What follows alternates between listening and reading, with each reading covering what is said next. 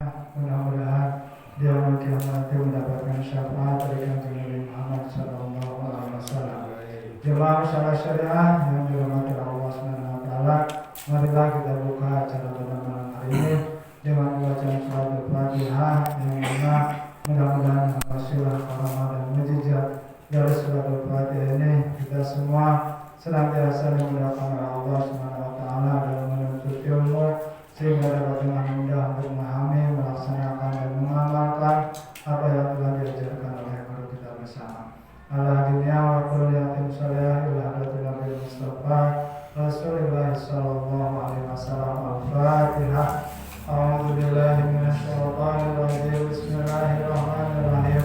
Alhamdulillahirabbil alamin. Arrahmanir rahim. Maliki yaumiddin. Iyyaka na'budu wa iyyaka nasta'in. Ihdinas siratal mustaqim. Siratal ladzina an'amta 'alaihim ghairil maghdubi 'alaihim waladdallin. Amin. Pada selanjutnya waktu kami persilakan pada kita bersama Al-Muharram KFC Zaidul Fikri. Untuk itu waktu kami persilakan. Sallallahu alaihi Muhammad. Muhammad. Ya Rabbi bil Mustafa balligh maqasidana waghfir lana ma radaya wasi'al karami.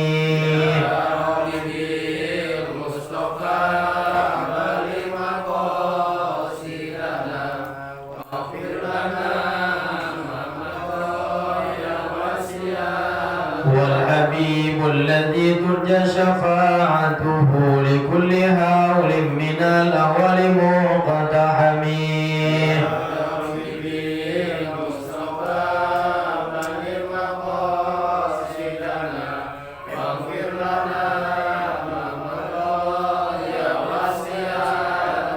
مولاي صل وسلم دائما أبدا على حبيبك خير الخلق كلهم.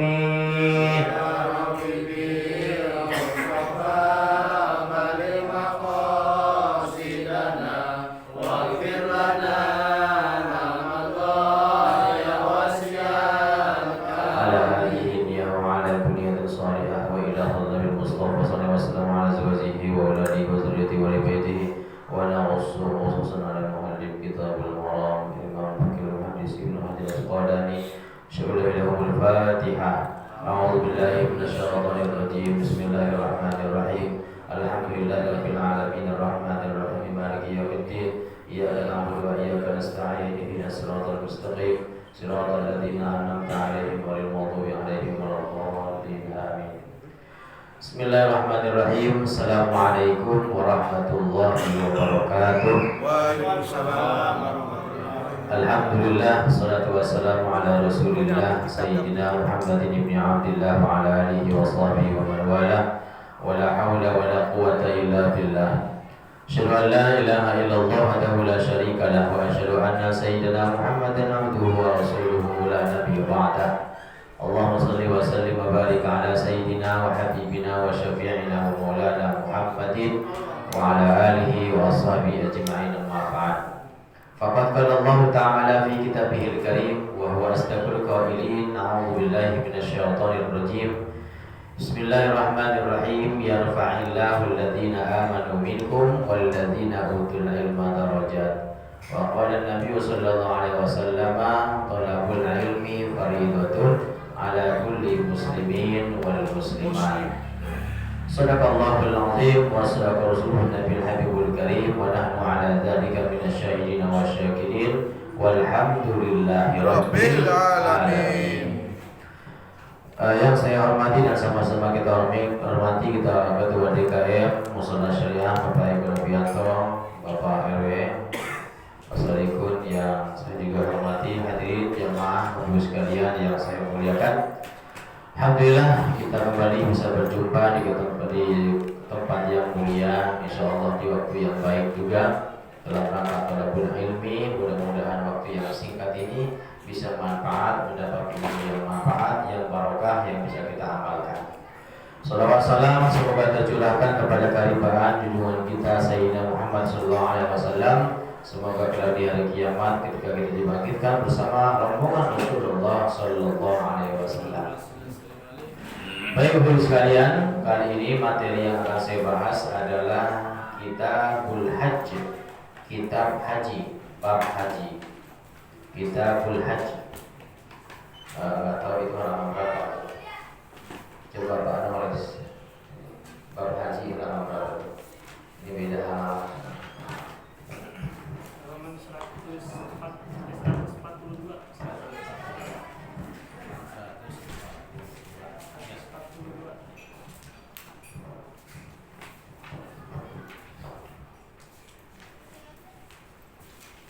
Sudah 142. Kalau di sini 148, beda cetakan. Kitabul Hajj yaitu kitab haji atau bab haji.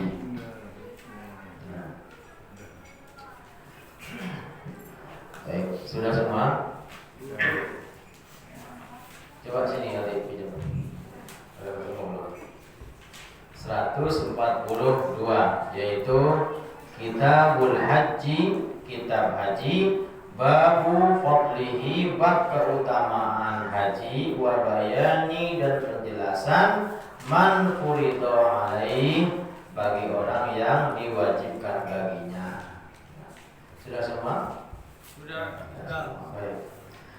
Baik, bismillahirrahmanirrahim. Jamaah sekalian, sama-sama kita tahu bahwasanya mengerjakan ibadah haji merupakan kewajiban kita. Betul? Kewajiban seorang muslim. Karena menunaikan ibadah haji itu merupakan salah satu rukun Islam yang kelima. Yang namanya rukun itu kudu wajib. Wajib. Kalau nggak dilakoni dosa. Permasalahan yang dianggap ringan adalah abong-abong. Apa abong-abong? Mentang-mentang ibadah haji itu, mengerjakan haji itu wajib bagi yang mampu. Akhirnya sampai waya gini tidak terbesit dalam hati ingin menunaikan ibadah haji. Jadi ujung-ujungnya seakan-akan hilang kewajiban haji itu. Ditambah faktor hampir tidak pernah kita dengar di pengajian materinya ngebahas masalah haji. Betul? Bahkan saya pun belum pernah membahas masalah haji di sini. Padahal babnya ada dalam kitab hadis, dalam kitab fikih pasti ada bab haji. Dan saya puluhan tahun mungkin kita ngaji bersama di sini nggak pernah bahas ini. Bukan saya nggak ngerti, bukan saya nggak tahu, bukan saya nggak pengen. Emang kebetulan kemarin-kemarin belum pernah haji. Bagaimana mungkin menyampaikan sesuatu yang belum kita lakoni? Nah, mumpung saya udah, maka dari dulu keinginan ini menyampaikan materi ini. Dan alhamdulillah sepulang kemarin haji, seluruh pengajian saya, bahkan tahu tidak, saya dari kemarin asar sampai waya gini Pak, bajunya sampai ini juga. Ini pun tadi saya hampir nabrak karena memang saya syiar ngaji isi kajian dari semalam, dari subuh siang sampai sekarang juga. Sekarang pun belum mandi, belum sampai rumah, sampai kantor langsung ke sini. Semua materi yang saya bahas tentang haji semua, baik di syiar ataupun di kajian saya bahas masalah ini. Kenapa? Inilah salah satu penyebab tidak tergiurnya tanda kutip orang Islam untuk menunaikan ibadah haji. Yang pertama, karena ada kalimat man istata'a ilaihi sabila. Ayat lengkapnya adalah walillahi 'alan nasi hajjul baiti man istata'a ilaihi sabila. Ali Imran 97. Dan kewajiban manusia kepada Tuhannya yaitu mengerjakan ibadah haji man istata'a ilaihi sabila, bagi orang yang mampu menunaikannya. Catat, bagi orang yang mampu. Disinilah kalimat yang menina bobokan kita sehingga kita tenang-tenang saja. Padahal kata Rasulullah, siapa orang sudah mampu berhaji tapi nggak berangkat, mampu haji tapi nggak mau mengerjakan, tunggu matinya dalam keadaan Yahudi, Nasrani ataupun Majusi. Ini berat sebenarnya Pak. Bukan saya ikhlas, saya nggak ada urusan dengan ikhlas, nggak ada. Ini kebetulan dari dulu lompat terus, bab haji loncat terus, kita nggak pernah bahas. Karena saya berat menyampaikan sesuatu yang belum pernah saya lakukan. Baik, sekarang kita bahas masalah kalimat man istata'a ilaihi sabila, bahwa haji itu hanya bagi orang yang mampu melaksanakannya. Jadi catat, mampu baru haji. Kita hitung-hitungan. Mampu untuk mengajarkan haji ada dua faktor. Yang pertama, faktor mampu secara finansial, materi, duitnya ada. Kalau duitnya ada, maka wajib untuk berhaji. Biaya haji sekarang standar itu biaya reguler, haji reguler itu 59 juta. Paspor 1 juta 2 hari jadi. Kita rampungin 60 juta biaya haji. Yang udah punya 60 juta maka diwajibkan menunaikan ibadah haji. Hanya 60 juta kewajiban berhaji. Ayo, karena kita harus tersinggung. 60 juta kira-kira kalau kita mau mengumpulkannya, mampu nggak mengumpul segitu? Sebenarnya harus kita sadar, bukan karena saya orang travel, nggak ada urusan, ini haji reguler. Kalau travel mahal ya hajinya, paling murah 175 juta. Saya bicara haji reguler yang hanya 60 juta. Kira-kira seandainya kita sadar akan wajibnya berhaji, kalau kita takut mati kita dalam keadaan Majusi, Nasrani atau Yahudi, kira-kira kalau kita pengen mengumpulkan 60 juta bisa apa enggak? Sebenarnya 60 juta. Rumah Ria Syariah paling murah mungkin 250 juta ya. Paling murah. 15 tahun bahkan 10 tahun semuanya lunas. Betul? Pertanyaan saya, ada nggak di Al-Quran perintah kita wajib punya rumah? Saya tanya, jujur jawab. Ada nggak spesifik di Quran mengatakan kita wajib kudu punya rumah? Ada. Sekarang apalagi mobil. Mobil, memang begitu kan Pak? Dengan membahas apa sih Pak? Jauh-jauh lagi kemana-mana. Ini dulu yang wajib buat kita. Sekarang mobil, paling murah mobil 200 juta. 4-5 tahun Pak ini kelar itu. 200 juta hanya 4 tahun selesai. Haji yang 60 sampai sekarang niat dia kagak. Maka pertanyaannya, sebenarnya kita ini nggak mampu apa nggak mau? Satu, jika mampunya itu karena secara finansial memiliki uang 60 juta, artinya pada dasarnya kita semua ini mampu jika kita mau untuk menunaikan perintah Allah. Karena nas perintahnya jelas, walillahi 'alan nasi hijjul baiti man istata'a ilaihi sabila. Yang kedua, wa atimmul hajja wal umrata lillah, dan sempurnakanlah haji dan umrah semata-mata karena Allah. Ketiga, dalilnya perintah Nabi spesifik mengatakan bahwasanya ayuhan nas qad faradallahu alaikumul hajja fahujju. Wahai sekalian manusia, sungguh telah diwajibkan kepada kalian. Jelas kalimatnya, qad faradallahu alaikumul hajja. Sungguh telah diwajibkan kepada kalian untuk mengerjakan ibadah haji, fahujju, maka berhajilah. Lebih spesifik lagi Rasulullah. Ini jarang pernah kita dengar Pak. Seakan-akan manasik pengajian haji itu hanya untuk orang yang sudah daftar, yang disebut dengan manasik. Padahal mereka sudah daftar. Harusnya materi haji ini disampaikan juga kepada orang yang belum daftar, agar tergugah hatinya untuk nabung, untuk berhaji. Benar gak Pak? Hampir tidak pernah kita mendengarkan pengajian ngebahas haji. Disuguhkan kepada siapa? Untuk orang yang sudah daftar haji, yang mau berangkat haji.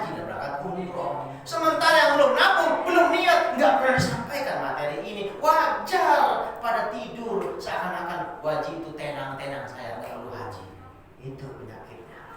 Maka bersyukur oleh-oleh daripada kurma yang udah habis untuk sebagian, ya oleh-olehnya aja udah aja. Oleh-olehnya adalah untuk menjelaskan tentang bagaimana wajibnya menunaikan ibadah haji. Yang kedua, mampu berhaji kalau fisiknya kuat. Betul? Uang selesai, artinya kita sepakat. Apalagi Pak Sugeng masih gagal menggunakan rumah kecil ya. Rumah udah pada lunas. Apalagi mampu. Sekarang baik, mampu secara fisik baru wajib haji. Kalau udah nggak mampu nggak wajib. Daftar tunggu haji reguler di Jakarta, Jabodetabek sekarang 29 tahun. Oke, 60 juta udah ada duitnya. Masalahnya Pak Ustadz, usianya Pak Idir sekarang udah 50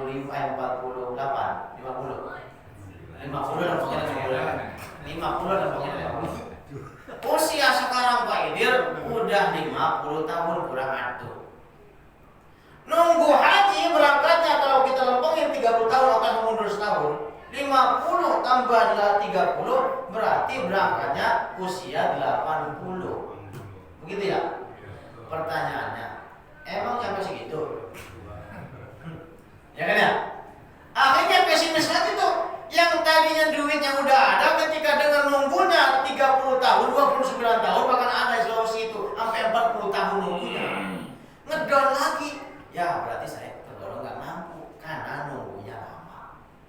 Dua solusinya. Pertama, teruskan saja menunggu. Toh kita sudah ikhtiar, niat sudah ada, mantap dalam hati, materi sudah cukup, nabung sudah ada. Umpama ketika di perjalanan nggak nyampe umur kita, belum nyampe 80 udah mati duluan, sudah tercatat orang yang melaksanakan ibadah haji. Ada satu kisah, seorang perempuan tua mengumpulkan Rp1, Rp2. Ketika terkumpul dia itu berhaji, hendak berangkat, waktunya berangkat, ada tetangganya yang miskin kelaparan, uang hajinya diberikan tetangganya, maka Rasul bilang sudah tercatat sebagai orang yang menunaikan ibadah haji. Gugurlah kewajiban berhajinya. Kedua, solusi kedua. Dalam mazhab Syafi'i, ketika kita sudah tidak mampu untuk menunaikan ibadah haji, nggak mampu atau belum mampu, nggak mampu uangnya umpama karena 60 juta, nggak mampu nunggunya 30 tahun. Sementara kita mampu berumrah, maka umrah yang pertama itu hukumnya wajib bagi setiap muslim. Umrah yang pertama. Jika tidak ada kemampuan, nggak ada daya upaya untuk berhaji karena materi, karena fisik, karena lama nunggu, maka saat itu kita mampu umrahlah. Maka itu umrah yang pertama menggugurkan kewajiban kita sebagai muslim minimal seumur hidup 1 kali. Ini bukan iklan. Ini walaupun tentang haji. Maka umrah itu pengganti daripada haji karena kita belum mampu menunaikannya. Yang berikutnya rahimahullah. Memang pada dasarnya umat Islam itu, kita ini ibadah yang kita lakoni, kita senang hati melakukan karena kita tahu iming-iming pahalanya, fadilahnya atau keutamaannya. Artinya kita beribadah itu karena butuh imbalan, karena butuh pahala. Seperti sholat 5 waktu, sholat sunnah duha, sholat sunnah tahajud dan sebagainya. Puasa Ramadan dikasih tahu pahalanya. Sehingga kita menyemangati diri kita, ibadah orientasinya adalah iming-iming pahala yang begitu besar. Padahal haji itu kurang apa? Pahala haji kalau kita jarang dengar, saya sampaikan sekarang.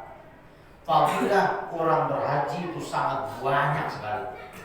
Salah satunya kita baca hadisnya, baca kitabnya. Bismillahirrahmanirrahim. Bismillahirrahmanirrahim. An Abi Hurairah radhiyallahu anhu anna Rasulullah sallallahu alaihi wasallam qala al-umratu ila al-umrati kaffar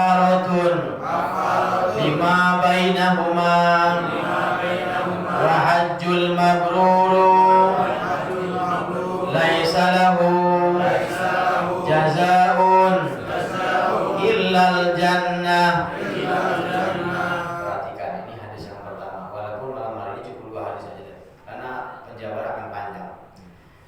Kata Rasul di hadis ini, hadis qauliyah, ini hadis muttafaqun alaih Bukhari Muslim. Al-umratu ilal umrati, umrah yang satu dengan umrah yang berikutnya, kafaratun sebagai kafarah, penghapus dosa, lima bainahuma, di antara keduanya. Ini baru umrah. Orang haji pasti umrah. Orang umrah belum tentu haji. Tapi umrah pertama karena nggak mau haji, maka umrah itu merupakan kewajiban bagi mereka yang tidak mampu berhaji. Kita bahas umrah dulu. Umrah yang satu dengan umrah yang berikutnya, apakah jarak 1 hari, 1 minggu, bulan berikutnya, tahun berikutnya? Umrah yang kita lakukan di umrah pertama atau berikutnya, maka di antaranya itu menghapuskan dosa di antara keduanya. Maka di travel, termasuk saya, mohon maaf kalau saya tidak kelihatan, karena saya memang sibuk, sekarang sudah mutawif, kepala cabang juga, mutawif juga. Saya minimal berangkat sebulan sekali sekarang. Jadi biasa bulan Agustus saya berangkat 2 kali sebulan. Tanggal 4 besok minggu berangkat, pulang tanggal 15, tanggal 26 Agustus berangkat lagi. Jadi mohon maaf.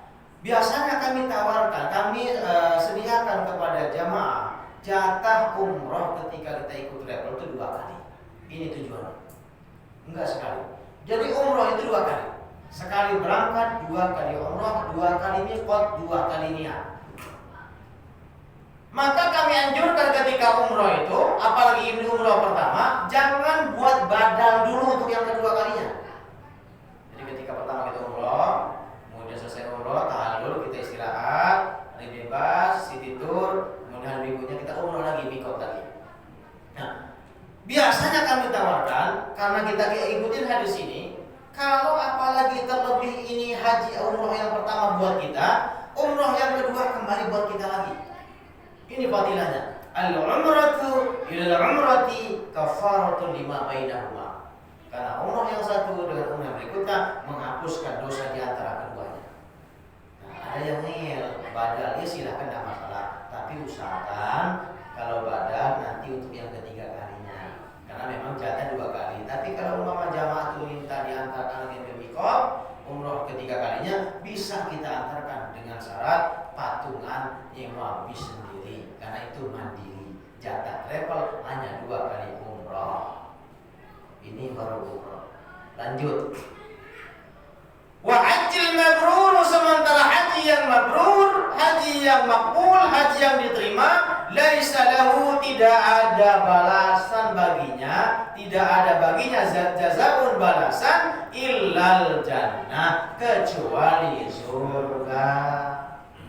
Jadi bukan insya Allah pasti surga orang yang berhaji jika hajinya mabrur, dipastikan haji yang mabrur itu pasti masuk surga. Yang kedua, ibadah haji itu melunturkan semua dosa kita. Dosa yang kita kumpulkan dari semenjak kita balik, ketika kita pulang diisyaratkan dengan tahallul, maka dosa kita digugurkan oleh Allah, terhapus semua. Maka orang pulang haji, mohon maaf orang ya, bukan saya, orang pulang haji itu seperti bayi yang baru lahir dari ibu kandungnya. Kemudian berhaji itu bukan sekedar kita itu menghapuskan dosa, keutamaannya luar biasa. Uniknya berhaji atau umroh itu Pak, satu ibadah yang kita lakukan di Masjid Nabawi itu sama dengan 1000 kali lipat lebih baik daripada sholat di masjid manapun kecuali sholat di Masjidil Haram. Satu waktu sholat di Masjid Nabawi keutamaannya 1000 kali lipat dibanding sholat dimanapun, termasuk di gereja syariah, kecuali sholat di Masjidil Haram. Satu sholat Sendirian, tidak jamaah, 1000 kali lipat lebih utama. Kalau berjamaah maka 1000 kali 27 satu waktu, berarti 27.000 satu sholat jika berjamaah. Jika 5 waktu dikalikan saja 27.000 kali 5, itu baru sholat wajib. Belum sholat sunnahnya, qabliyahnya, duhanya, tahajudnya, apalagi witirnya, sholat taubatnya, mutlaknya. Semua dikalikan 1000 kali lipat jika sholatnya di Masjid Nabawi, masjidnya Nabi di Madinah. Itu baru Madinah. Ketika kita meranjak ke Mekah, satu sholat satu waktu yang kita lakukan di Masjidil Haram lebih utama 100.000 kali lipat dibanding sholat dimanapun. 100.000 kali lipat satu waktu sendirian. Kalau jamaah berarti dikalikan 27. 27 dikali 100.000 berapa tuh? Ya begitu. Kali 5 waktu, kali sholat sunnah, qobliyah, ba'diyah, rawatib, tahiyatul masjid, kemudian tahajud, duha, sholat taubat, witir dan sebagainya. Itu sendiri kalkulator itu nggak cukup nolnya. Itu baru sholatnya 100.000 kali lipat. Ini hitung-hitungan karena umat Nabi Muhammad itu emang orangnya imbalan ya. Kalau nggak dikasih imbalannya kayak lagunya siapa tuh yang jika surga dan neraka tak pernah ada, masihkah kau sujud kepada? Iya kan ya? Benar nggak sih? Jadi itu kan tasawuf ya. Andai kata kita ini diperintahkan sholat sama Allah, tapi nggak ada surganya, kira-kira pada sholat nggak? Kayaknya nggak ada. Apalagi lebih parah kalau umpama diperintahkan sholat, kalau dilakukan nggak ada surga, tidak dilakukan nggak ada neraka. Kira-kira pada sholat nggak? Jangan dengan sholat kita ini, pertama karena pengen surga, yang kedua takut neraka. Ya nggak apa-apa, masih mukhlisin. Tapi Rasul nggak begitu. Nah, begitu pun haji, udah dikasih tahu ini fadilahnya, ini keutamaannya, menghapuskan dosa kita, pahala begitu banyak. Tambah lagi orang yang berhaji itu, yang keempat ya, itu bisa memberikan syafaat bagi 40 ahli keluarganya. Orang yang berhaji bisa memberikan syafaat bagi Imam Ahmad bahwa orang berhaji maka dia bisa memberikan syafaat kepada 40 ahli keluarganya. Cukup? Belum cukup. Mungkin ini yang terakhir. Tahu tidak? Doa haji itu adalah Allahumma ja'al hajjana hajjan mabruran wa sa'yana sa'yan mashkuran wa dhanbana dhanban maghfuran wa tijaratan lan tabur ya alima ma fi sudur akhrijna minaz zulumati ila nur. Ngerti enggak doanya? Ini doa pasti dibaca ketika haji, pasti dibaca. Sampai semuanya itu hafal semua. Maknanya yang unik nomor 4. Yang pertama doanya itu Allahumma ja'al hajjana hajjan mabruran. Ya Allah jadikan haji kami haji yang mabrur, haji yang makbul, haji yang diterima. Yang kedua, wa sa'yana sa'yan mashkuran. Dan jadikan sa'i kami, sofa marwah sofa itu sa'i yang mashkur, sa'i yang penuh syukur. Karena sa'i itu adalah esensinya adalah ikhtiar. Usahanya Sayyidati Hajar mencari air minum untuk ngasih minum putra beliau namanya Ismail alaihissalam. Maka ketika dapat bersyukurlah kepada Allah. Wa dzambana dzamban maghfuran, dan dosa kami dosa yang terampuni. Yang keempat, wa tijaratan lan tabur, dan usaha bisnis yang kagak merugi. Kita hampir gak pernah dengar ada doa sebegitu spesifik urusan dunia.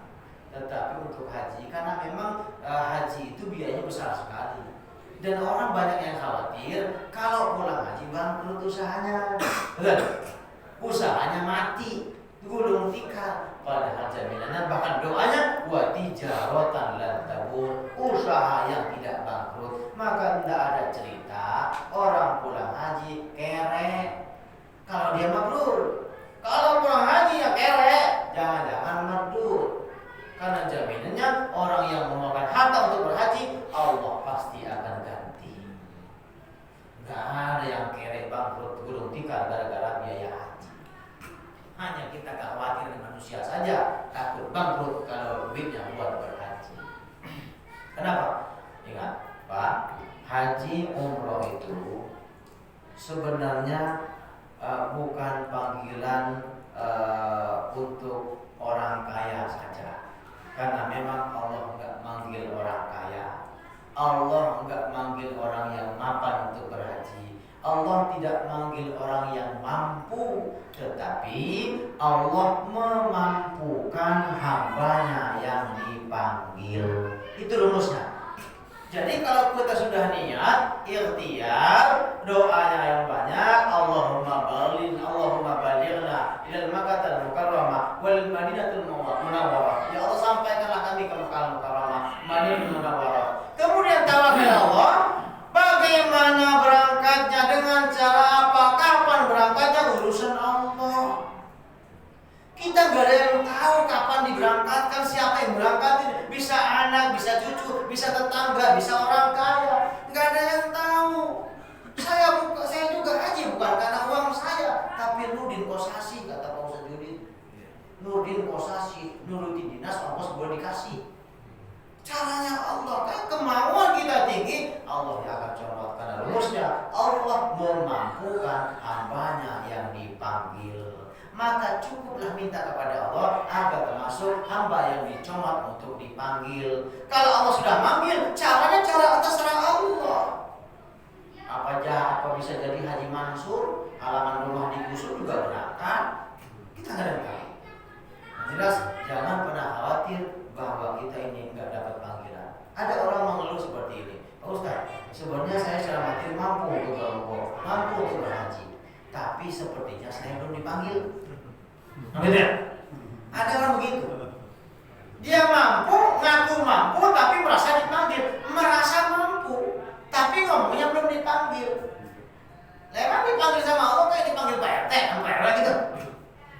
Jangan-jangan Bapak bukan nggak dipanggil, sudah merasa toh, sudah merasa berkewajiban. Dia bilang belum dipanggil, bukan belum dipanggil, udah sering dipanggil, cuma budak. Nah itu, nggak kecuali kita nggak pernah ngaji, nggak tahu hukumnya, nggak pernah mendapat penjelasan, bisa jadi kita nggak tahu. Seperti Bapak ya, yang mungkin belum pada kekah ya, maaf nih, belum pada kekah. Bisa jadi kalau orang tua kita nggak mampu atau nggak tahu dulunya, maka aja jangan nyalain orang tua. Maka kalau kita mampu PK, kita ke diri kita sebagai sedekah untuk orang tua kita, karena PK itu tanggung jawab orang tua kepada anak kita.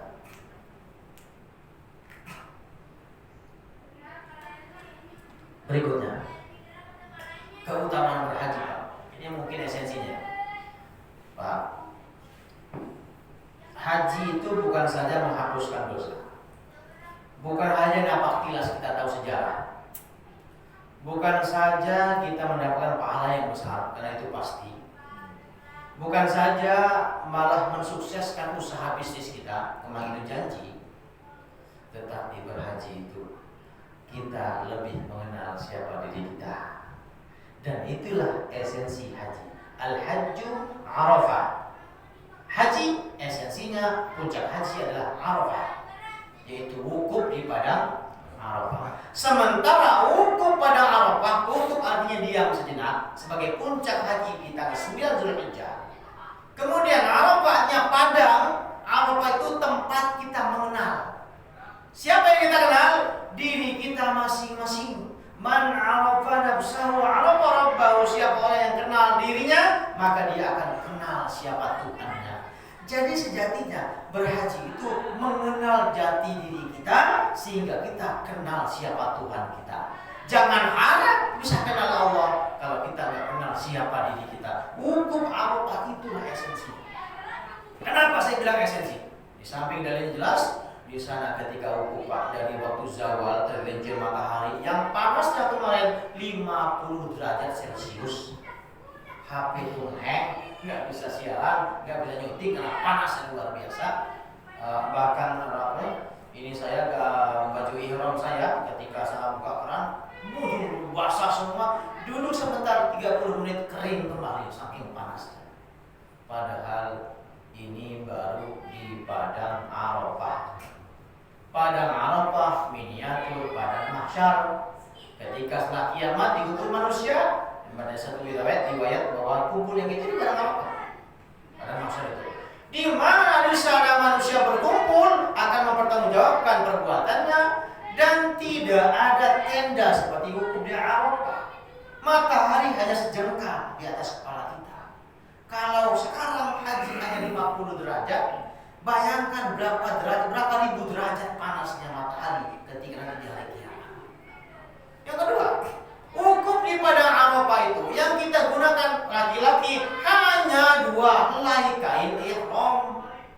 Enggak bawa apa-apa. Sekalipun Pak Eko bawa dompet duitnya banyak, ingat di Padang Arafah enggak ada jajanan sama sekali.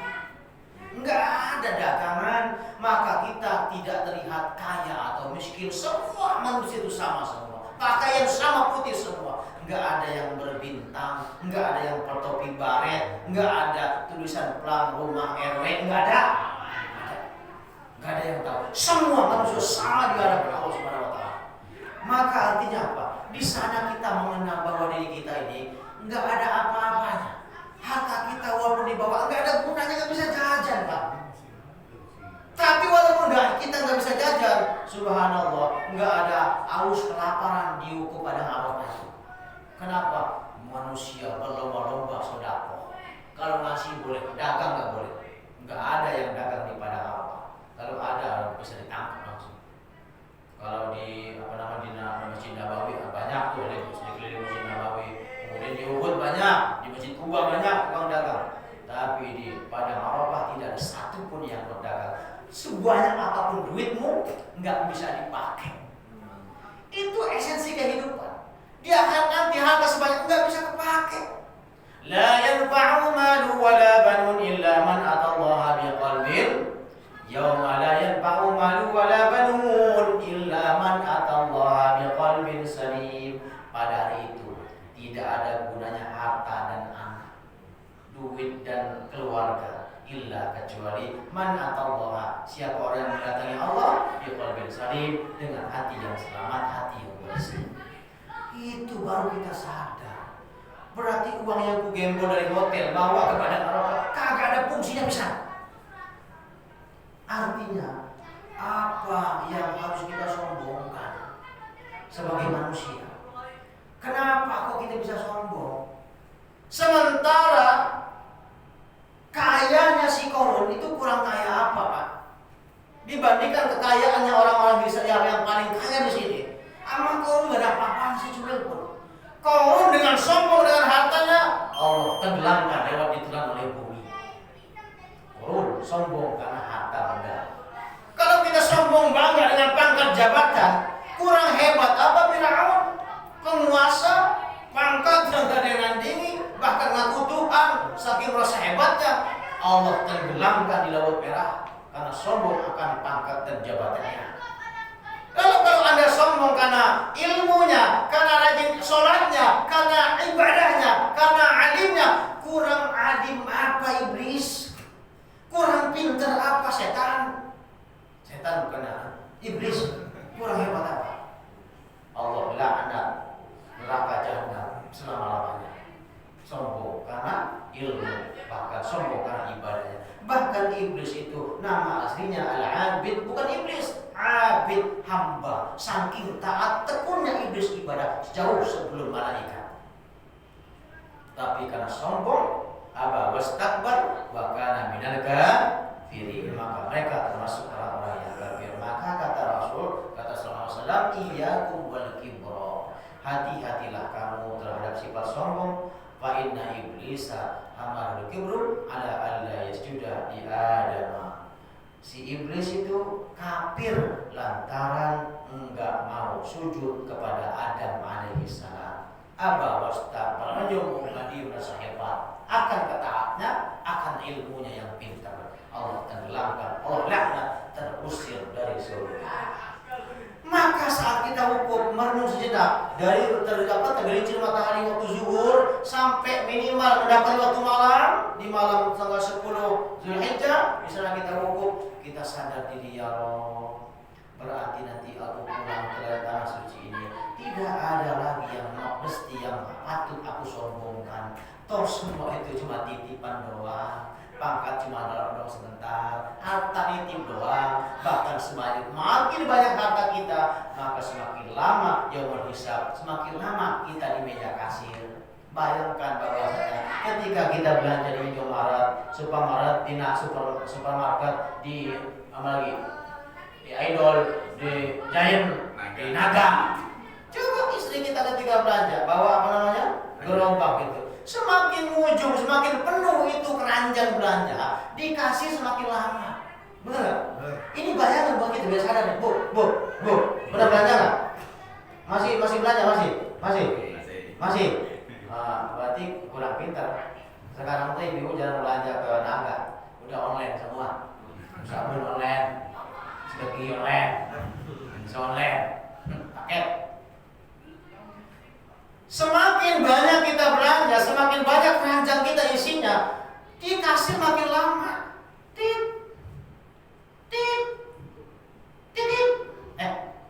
Yang belakang antri, lama malah. Itulah bayangan di dalam seperti itu.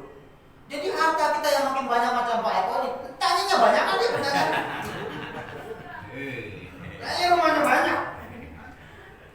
Ya bukti bukan berarti salah, ya bagus-bagus aja. Artinya apa? Harta yang banyak, pertanyaannya banyak. Dari mana cara mendapatkan, dikemanakan, dibelanjakan. Beliau kita percaya sedekahnya banyak begitu Rasulullah. Kita saksinya lah, beliau rajin sedekah. Ya artinya kalau kita punya harta titipan tidak dibelanjakan oleh Allah, nah pertanyaannya banyak. Lah kalau mampet, di mana jalan belanjanya?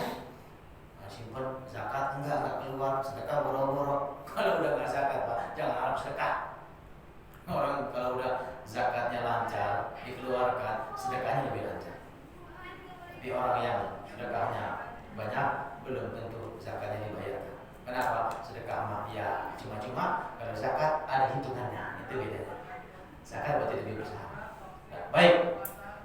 Jadi kepada Arafah itulah puncak haji, di mana kita kenal manusia seluruh dunia yang di miniatur di atas seperti itu dikumpulkan satu padang, satu tempat, namanya padang mahsyar. Tidak ada guna lagi harta dan anak kecuali orang hukum itu membawa hati yang bersih. Orang di padang mahsyar itu menghadap Tuhan, hatinya suci, tidak ada lagi kesombongan apapun alasannya. Yang kedua, hadis yang kedua. Bismillahirrahmanirrahim. An Aisyah radhiyallahu anha qalat qultu ya Rasulullah 'ala an-nisa'i jihadun qala na'am 'alayhinna jihadun la qitala fihi al-hajju wal umratu. Perhatikan, ini perempuan ini, singgung perempuan. Ini hadis wadon ini. Bersumber dari wadon juga istri Nabi namanya Aisyah. Apa kata Aisyah? Qultu aku berkata atau aku bertanya kepada Nabi, ya Rasulullah, wahai Rasulullah, ada nisa'i jihadun, apakah bagi perempuan itu wajib jihad? Dua pertanyaan. Apakah wadon itu perlu jihad? Maka Rasul jawab, nah iya. Alaihinna, bagi mereka para perempuan, jihadun yaitu berjihad, la kita lafihi, tidak perlu berperang. Wadon atau perempuan itu jihadnya nggak usah mengurus pedang, nggak usah ikut di medan pertempuran, nggak usah. Tapi jihadnya perempuan al-hajju wal umratu. Jihadnya perempuan adalah haji dan umrah. spesifik. Tapi memang aneh ya, semangat haji itu kalau kami hitung persentase berangkat jamaah yang berangkat itu banyak kan perempuan. Padahal wajibnya perempuan bukan umroh, bukan jihad ya, bukan jihad. Perempuan. Ternyata terbukti hadis ini bahwa perempuan itu sebenarnya lebih semangat umroh haji ketimbang laki-laki. Setiap pemberangkatan banyak ceweknya daripada lanangnya. Berarti memang perempuan tuh lebih hobi ngaji ketimbang laki-laki. Ya Bu ya. Maka mereka sendiri kan tahu kalau bapaknya ngaji itu kalau nunggu isya doang. Ya sambil nunggu isya dari pulang rumah mendingan duduk sebentar, toh dikasih teh manis, selonjoran boleh, ya kan? Nekuk boleh, senderan boleh. Kalau ibu-ibu emang niat, saking rajinnya ngaji sampai dibela-belain kudu pakai seragam. Coba laki-laki ngaji suruh pakai seragam, ini berhenti ngaji dia. Iya kan ya? Artinya gila semangat ngaji itu kita kalah dengan perempuan. Aku itu Pak, wajar kalau perempuan lebih semangat umroh daripada bapak-bapak. Iya. Iya, itu faktornya. Maka perlu ngaji agar meningkatkan selera kita untuk beribadah. Ya baik. Saya rasa itu saja bagi perempuan itu jihadnya bukan berperang, tapi mereka haji dan umroh. Dan percayalah orang yang berhaji, umroh, meninggal tanah suci, mereka dipakaikan dengan pakaian yang ada seperti mereka berjihad di jalan Allah. Dan tidak ada pertanyaan orang yang mati saat berhaji karena sama dengan orang yang sedang berjihad di medan perang. Allahu a'lam bishawab. Barangkali ada pertanyaan, silakan dipertanyakan. Kalau enggak, saya akan lanjutkan tentang rukun dan wajib haji.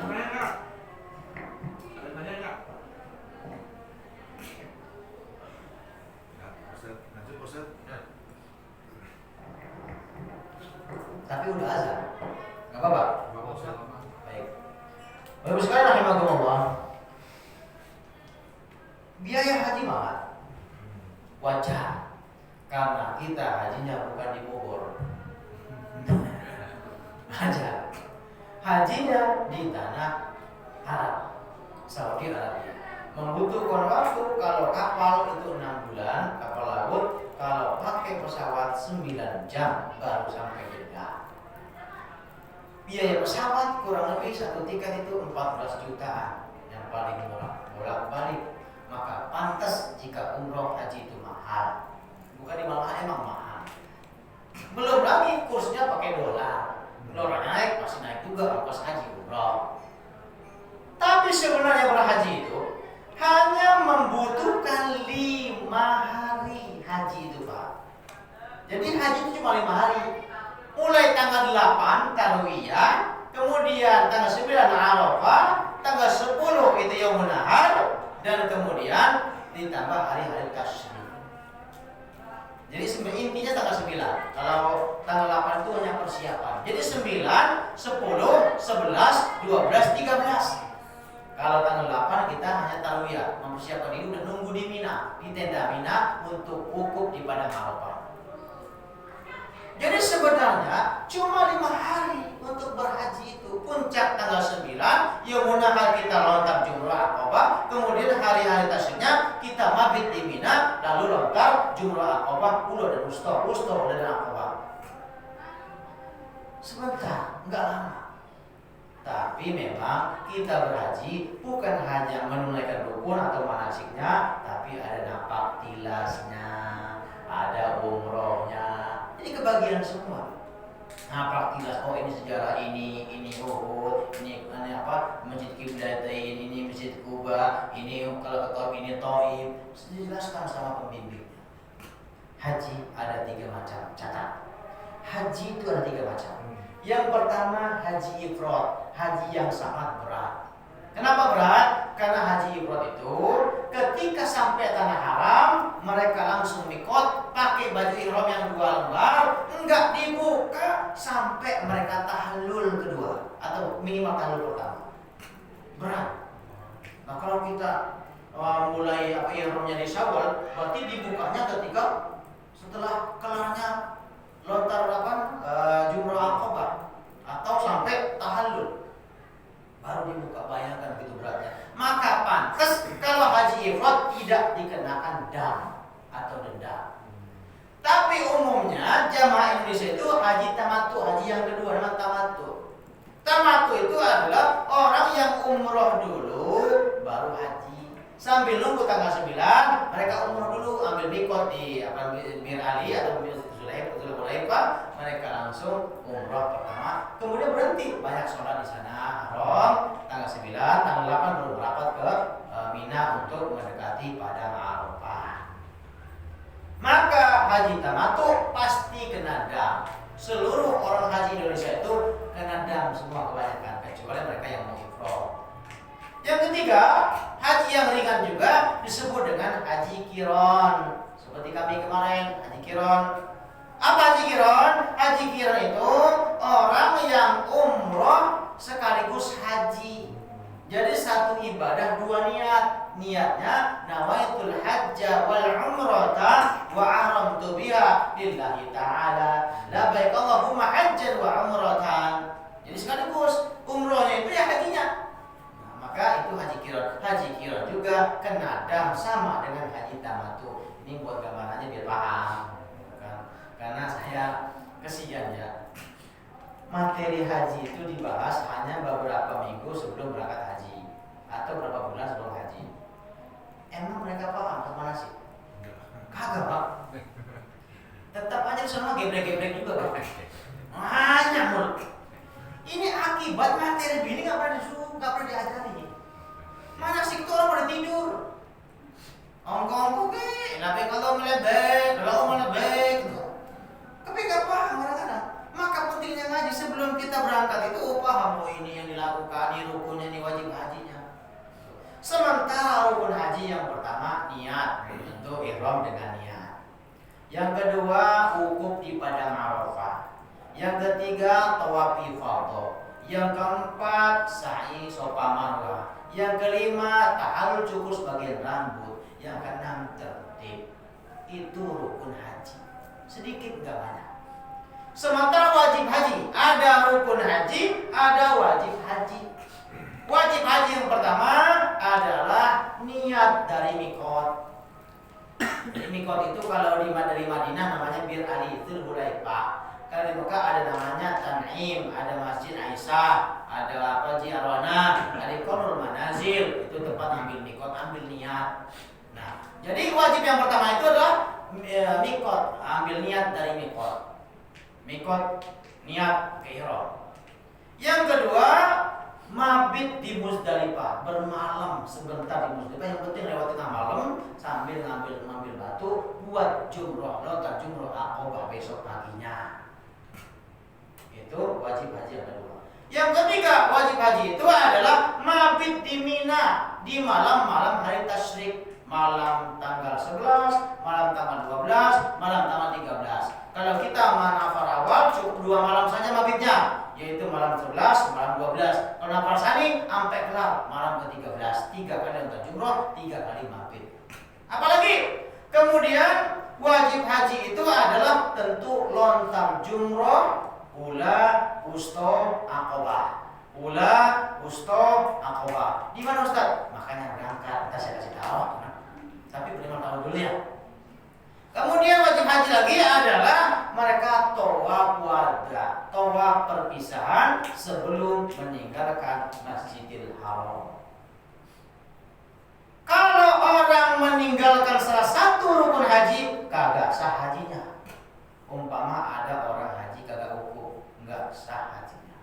Maka percaya tidak, orang sudah berhaji, seberapapun sakitnya kalau sudah berangkat, ambulannya masuk kepada Arafah. Diantar, walaupun pingsan dibawa. Kalau haji resmi, haji reguler. Tapi kalau haji ngumpet-ngumpet enggak, biaya sendiri. Kalau haji resmi, pingsan, impus, tetap itu kerandanya. Apa kerandanya, Pak? Iya, kursi rodanya dibawa semua hukum. Kenapa? Karena mereka harus tinggal di sana. Hukum tuh nggak mau ngapain, duduk doang. Tapi tentu banyakin merenung, banyakin muhasabah, banyakin doa, banyakin zikir di sana. Maka harus mereka hukum. Kalau nggak hukum, nggak sah hajinya. Enggak tawaf, nggak sah hajinya. Nggak syar'i, nggak sah hajinya, apalagi nggak niat. Sementara wajib haji seperti tadi ambil mikot, ya niat dari mikot, berihram, kemudian mereka apalagi mabit di Muzdalifah, lontar jumroh, usta Aqabah, mabit di Mina, kemudian mereka tawaf wada, itu wajib bagi orang berhaji. Tapi wajib haji itu bisa ditinggalkan jika ada uzur syar'i, tetapi harus bayar dam. Umpama ada orang yang sakit, saat dia mau mabit Muzdalifah kah, mabit di Mina nggak mampu, nggak apa-apa di hotel aja, tetapi dia kena dam. Itu bedanya antara wajib dengan rukun. Dam itu artinya denda. Dam itu wajib bagi orang pertama yang meninggalkan wajib haji, yang kedua dam harus dibayar bagi orang yang melanggar larangan ihram. Kalau sudah mikot, udah niat nawaitul hajjah atau nawaitul umrata wa haramtu biha, sejak itu berlakulah larangan ihram. Enggak boleh pakai pakaian yang berjahit, enggak boleh pakai wangian apa bentuknya, minyak wangi, sabun, deodoran, semua enggak boleh. Yang berwangi enggak boleh. Sengaja enggak sengaja wajib kena dam. Kalau dia megang, maka dia kena dam, denda. Berapa lagi? Kena dam, apalagi untuk orang yang bersetubuh. Suami istri walaupun bini sendiri kena dam kalau dia menyetubuhi istrinya. Bahkan udah kena dam, hajinya diteruskan dan harus diulang kembali untuk hajinya. Kalau dia berhubungan suami istri saat masih berpakaian ihram sebelum tahaji. Apalagi kemudian memotret pepohonan. Ada pohon yang kita potek saat ihram, kena dam. Maka dari sekarang camkan kalau ingin haji umroh, jangan sekali-kali kita melanggar larangan ihram. Kenapa? Damnya lumayan gede. Motong kambing. Dam pertama adalah dengan hadiyu, motong menyembelih kambing, harganya antara 3 sampai 3,5 juta. Sayang. Kalau nggak mampu dengan hadiyu, fidyah, masih makan fakir miskin 6 orang di tanah haram, kurang lebih 100 real lah. Nggak mampu juga, maka dia wajib puasa di sana 3 hari, di Indonesia tanah air 7 hari. Itu denda bagi orang yang meninggalkan salah satu wajib haji atau melanggar larangan ihram. Itulah sederhana gambaran sederhana tentang haji, tentang fadilah, kewajiban kita, tentang rukun dan tentu dengan wajibnya. Moga-moga dengan dibahas masalah haji ini tergugah hati kita untuk segera memberangkatkan dirinya di lain waktu, esok atau tahun depan. Amin. Ya Rabbal alamin. Ada pertanyaan? Silakan dipertanyakan.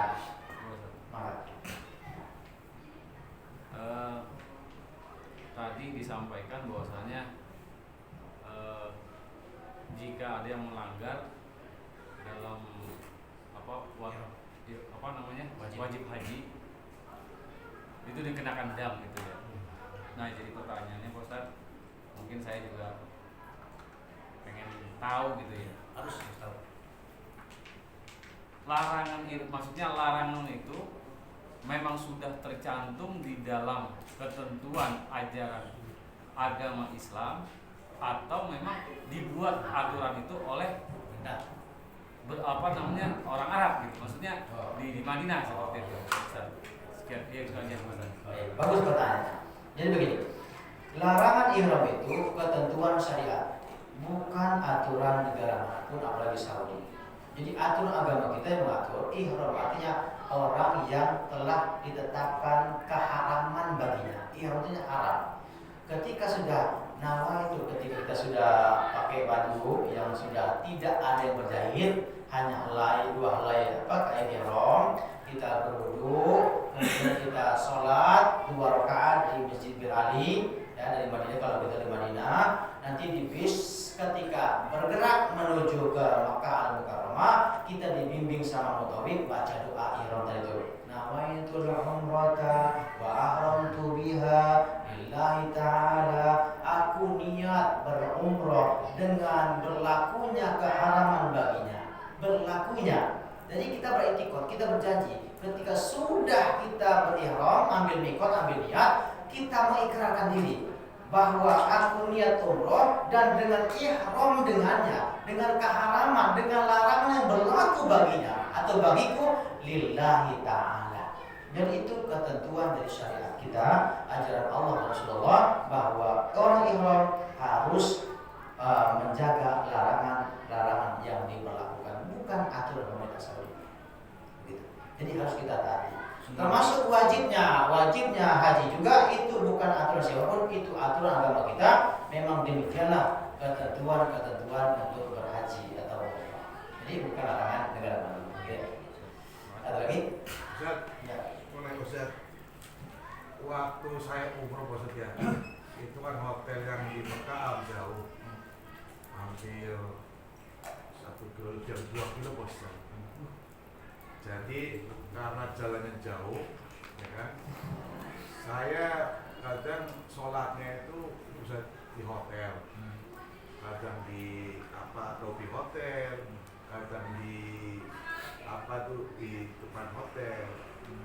Jadi itu kan kalau kita sholat, ya kan, 1 rakaat akhirnya 100.000 kan pahalanya. Itu berlaku untuk katanya berlaku untuk daerah nggak berlaku untuk maksudnya, tapi berlaku untuk maksudnya. Baik, saya udah paham. Gini, betul. Jadi angka 100.000 kali itu bukan hanya sholat kok, seluruh kebaikan, sedekah kita, infak kita dilipat gandakan pahala sampai 100.000 kali lipat. Termasuk sholat di hotel. Ya, termasuk di hotel. Akan tetapi begini, beda kadarnya, beda volumenya. Kalau kita sholat minimal di pelataran Masjidil Haram yang masih mengikuti imam Masjidil Haram. Tapi kalau sholat, jangan sholat, sedekah di mana pun 100.000 lipat pahalanya. Sedekah apapun, yang kebaikan apapun kita lakukan, pahalanya kalau di Mekah selagi di tanah haram 100.000 kali lipat. Tetapi kadar beratnya tentu beda dengan orang yang sholat di Masjidil Haramnya. Gitu. Bapak begini, ada kerikil kecil, jumlahnya 27 atau 100.000 kerikil kecil. Nah, kalau Bapak Eko ibadahnya di tanah haram, sifatnya umum. Tapi kalau kita sholat di Masjidil Haram, minimal dia ngikutin imam Masjidil Haram, minimal di belakang atau hotel di sekeliling Masjidil Haram, itu 100.000 juga. Tapi kadarnya seperti batu kali. Betul loh? Sama-sama 100.000, tetapi tentu beratnya berbeda, volumenya berbeda.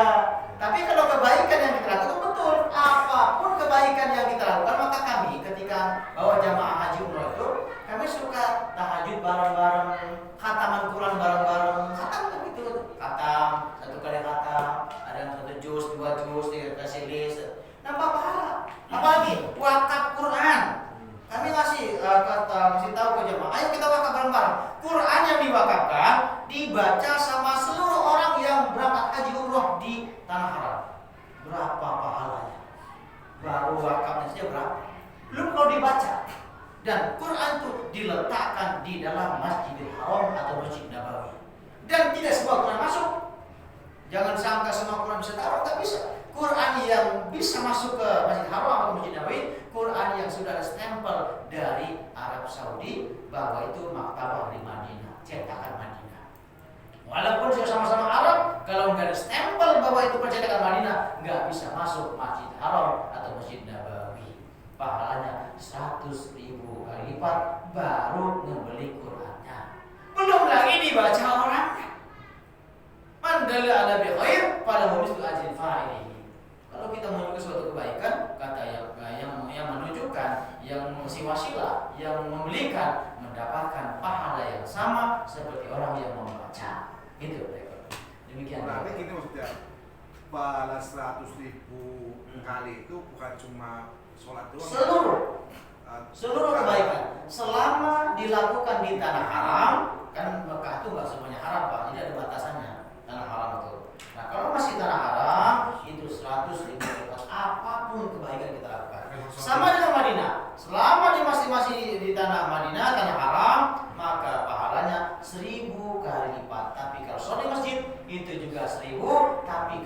jauh lebih besar. Gitu loh.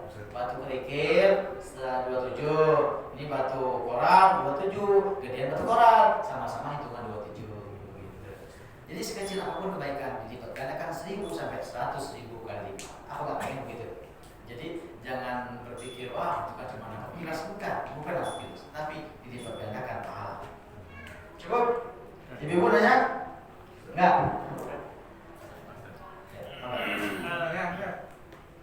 Ini tadi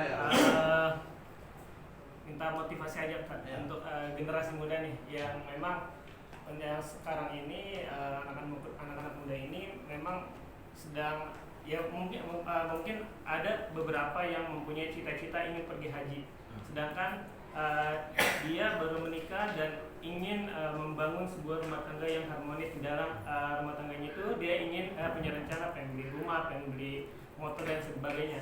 Tapi di sisi lain dia ingin sekali untuk mengumpulkan haji, sedangkan ya hal yang seperti itu dia belum melaksanakan gitu. Apa motivasi untuk generasi? Baik.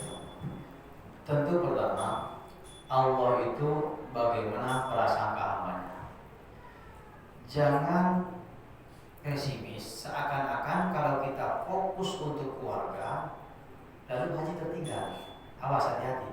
Jangan pernah berpikir kalau kita prioritaskan keluarga dulu melakukan kewajiban sebagai kepala rumah tangga seakan-akan haji jadi entar-entar. Tidak. Percayalah, kalau kita prioritaskan dua-duanya, insya Allah Allah penuhi dua-duanya. Rumah tangga rumah terpenuhi, haji bisa berangkat. Jangan nomor duakan. Entar aja. Kalau nomor duakan, perhatikan kalimat saya tadi. Ada nggak di Quran perintah bangun rumah? Tidak ada. Tapi kalau perintah bahagiakan keluarga, tentu ada. Tentu dengan cara masing-masing. Tidak mesti punya rumah. Habib Munsir kontrak rumahnya. Betul. Apa kita lihat beliau sengsara? Rasulullah sampai kayak gini nggak ada peninggalan, mana rumah Rasulullah? Ya makamnya Rasul itu. Kalau kita bicara begitu ya, kita ada baru seperti itu, ada argumentasi tentang itu. Jadi sebenarnya tergantung kita mana yang diprioritaskan. Kalau saran saya, dua-dua diniatkan. Insya Allah dua-duanya terpenuhi. Sambil kita bahagia keluarga dengan cara kita bangun rumah, tentu jangan pernah ditinggalkan niat untuk berhaji.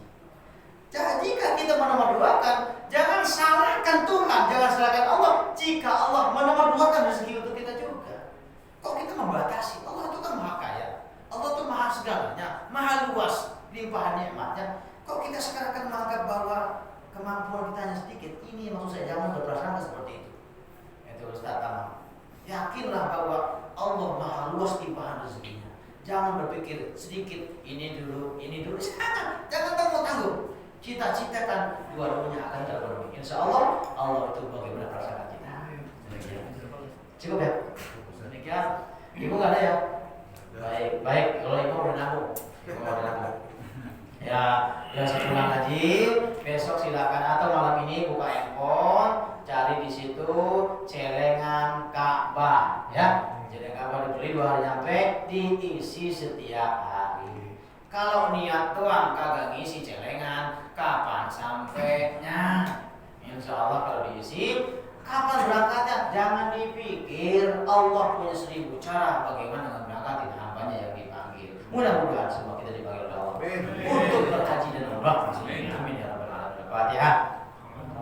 Bismillahirrahmanirrahim. Alhamdulillahirabbil alamin arrahmanir rahim maliki yaumiddin iyyaka na'budu wa iyyaka nasta'in ihdinas siratal mustaqim siratal ladzina an'amta 'alaihim ghairil maghdubi 'alaihim waladdallin. Amin. Ya mujibas sa'ilin, Allahumma shalli wa sallim ala sayyidina Muhammad wa ala ali sayyidina Muhammad. Allahumma inna nas'aluka 'ilman nafi'an wa 'amalan mutaqabbalan wa rizqan halalan thayyiban barakan wa shifaa'an min kulli saqamin. Allahumma ballighna ila Makkah wal Mukarramah wal Madinatul Munawwarah ya 'azza ya ghaffar ya arhamar rahimin. Rabbana atina fid dunya hasanah wa fil akhirati hasanah wa qina adzabannar. Wa sallallahu Muhammad alhamdulillahi rabbil alamin. Allahumma qina rahmatik. Assalamualaikum warahmatullahi wabarakatuh. Waalaikumsalam warahmatullahi wabarakatuh.